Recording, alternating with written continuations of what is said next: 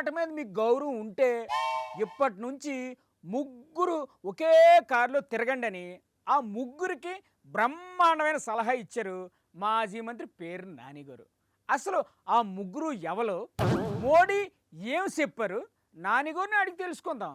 నమస్కారం నాని గారు, చెప్పండి సార్. చంద్రబాబు నాయుడు గారు ఇల్లు కట్టించుకున్నాడు. ఇల్లు కట్టుకోవడంలో తప్పేటి ఉంది సార్? ఇల్లు కట్టుకోకూడదా, ఒక ఇంటి వాడు కాకూడదా? ఎంతలో కట్టించుకున్నాడు తెలుసా అండి? ఎంతలో కట్టించుకుంటున్నాడు సార్? 5,000 చదరపు మీటర్లు. అంటే ఎంత ఎస్ఎఫ్టీ అండి? మాకు తెలదు, మీరే చెప్పండి. 54,000 చదరపు అడుగులు. అయినా ఆయన ఎంత పెద్ద ఇల్లు కట్టుకుంటే మీకు ఎందుకు సార్? మీ ఇల్లు కడతాను అట్లూరు సీన్ ఎవరు?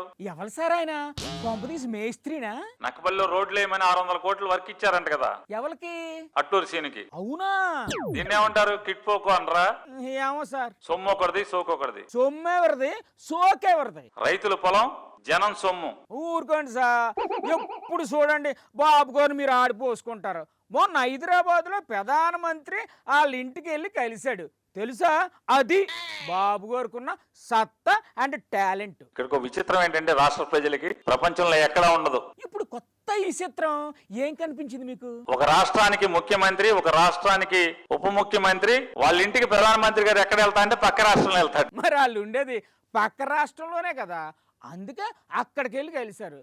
సరే కానీ ఆ ఇష్యూ అలా పక్కన ఎట్టండి.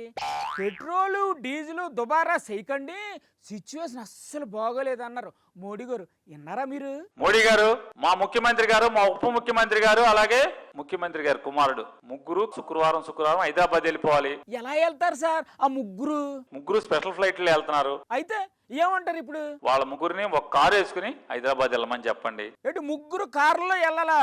మళ్ళీ సోమవారం హైదరాబాద్ నుండి విజయవాడకు ఎలా రావాలో కూడా మీరే చెప్పండి. ముగ్గురిని కలిసి ఒక కారులో హైదరాబాద్ నుంచి విజయవాడ రమ్మని చెప్పండి. ఏంటి సార్ మీరు కారుల్లో తిరగడానికి వాళ్ళు ఏమైనా కార్పొరేటర్లు అనుకుంటున్నారా, కౌన్సిలర్లు అనుకుంటున్నారా? స్పెషల్ ఫ్లైట్ల్లో తిరుగుతూ ఈ రాష్ట్రాన్ని సింగపూర్గా ఎలా మార్చేయాలా అని ఆలోచిస్తున్న గొప్ప నాయకులు సార్ వాళ్ళు, గొప్ప నాయకులు.